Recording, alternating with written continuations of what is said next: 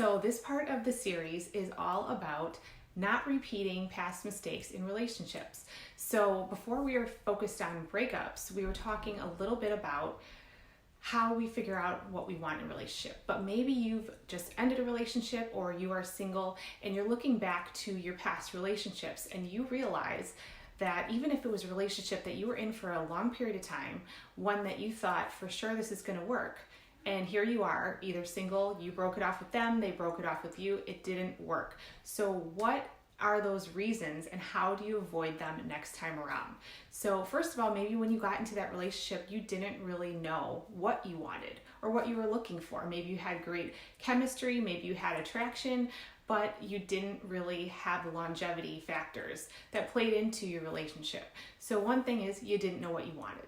That could be a possibility. The next thing, maybe you didn't recognize when you started seeing things that you didn't want. Or if you did, maybe you made excuses for them, or you didn't speak up about those signs that you saw that showed you that maybe this person is not compatible with you. And it doesn't have to be negative things. It just means that the two of you, there's something there that's not working together or won't in the long run. Also, you could have been a totally different person when you began that relationship. Maybe you've changed and one or both partners have outgrown the other based on their needs, and their needs aren't being met. So those are different reasons why maybe it didn't work out last time. So what do you do the next time around? A lot of people take some of their qualities and they hide them, they conceal them, and they view them as a negative. But in reality, you should be accentuating those as long as they're qualities that you admire about yourself. So if you love communication, be a great communicator. If you think, oh, maybe my last relationship ended because I was too kind, or I was too much of an empath, or I showed them too much, of me, and I showed that I cared too much. Those are not reasons to conceal yourself. You don't want to close off simply because somebody didn't appreciate those things about you.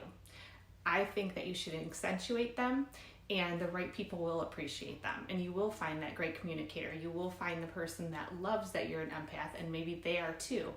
And you are going to thank yourself later for being true to yourself, regardless of if you thought those qualities in you are the things that got you hurt in the first place, or the reason that your relationship ended.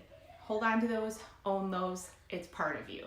And the next thing is pay attention to the red flags in closer detail than last time, because a lot of times, we're going to see the red flags when they're huge and waving at us, or if everyone else notices, but there's always underlying subtle things that you can pay attention to that could in turn into way larger issues in the future. And those are the things that we tend to make excuses for in our mind. So if you find yourself making excuses in your mind, or when you're telling somebody else about that person that you're excited about, if you have to leave things out, or if you have to disguise some things about them, think about that to yourself. Are those warning signs that there could be potential red flags? So that's another thing to keep in mind when you're thinking about the big picture, because anything that's minuscule like that might be a warning sign will turn into a red flag, and it will be a factor in your relationship.